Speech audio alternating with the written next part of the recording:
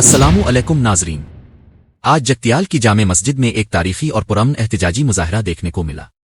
ال India Muslim personal لا board کی ہدایت پر JAC جگتیال کے زیر اہتمام نماز جمعہ کے بعد وقف ترمیمی قانون کے خلاف انسانی زنجیر تشکیل دی گئی۔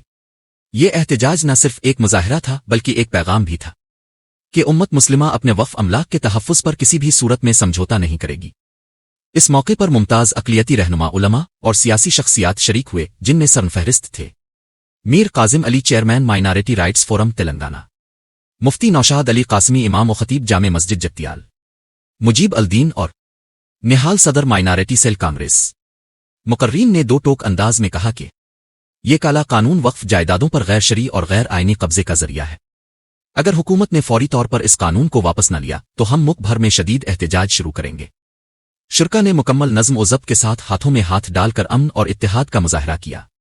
وہ بینرز اٹھائے نعرے لگا رہے تھے، وقف ہمارا حق ہے، کالا قانون نامنظور۔ ناظرین، یہ تھی آج کی جگتیال سے ایک اہم جذباتی اور دل کو چھو لینے والی خبر۔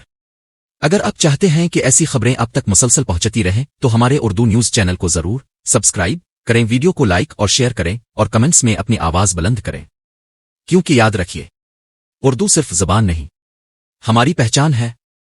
اللہ حافظ۔